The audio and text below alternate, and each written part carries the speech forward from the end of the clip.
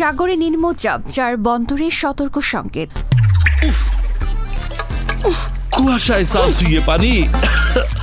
আর কত হয়রানি আছে সমাধান। বসত ঘরে লাগাও আনোয়ার শীট। সারা ঘর থাকে শুকনা, সর্দি কাশিও থাকে দূরে। আনোয়ার শীট। পশ্চিম মধ্য বঙ্গোপসাগরে থাকা সুস্পষ্ট লঘুচাপটি নিম্নচাপে পরিণত হয়েছে। এটি গতকাল শুক্রবার সন্ধ্যায় চট্টগ্রাম সমুদ্র বন্দর থেকে 1330 কিলোমিটার দূরে অবস্থান করছিল। এর অবস্থান যদিও অনেক দূরে, তবুও এর প্রভাবে দেশের উপকূলীয় অঞ্চলে আজ শনিবার কিছুটা বৃষ্টি হচ্ছে। রাজধানীতে বৃষ্টির সম্ভাবনা অনেকটা কম বলে আবহাওয়া অধিদপ্তর জানিয়েছে। নিম্নচাপের প্রভাবে দেশের চট্টগ্রাম, মোংলা, পায়রা সমুদ্র বন্দর ও কক্সবাজারে 1 নম্বর দূরবর্তী সতর্ক সংকেত দিয়েছে আবহাওয়া অফিস। আজ রাজধানী সহ দেশের বিভিন্ন স্থানে আকাশ মেঘলা। এ পরিস্থিতি আগামী রোববার থেকে আর থাকবে না, তবে আগামী মঙ্গলবার আবারও বৃষ্টির সম্ভাবনার কথা জানিয়েছে আবহাওয়া অফিস।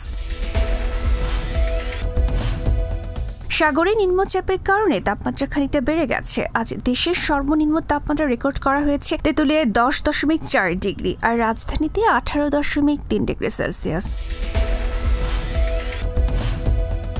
ডেস্ক রিপোর্ট, গণমানুষের আওয়াজ।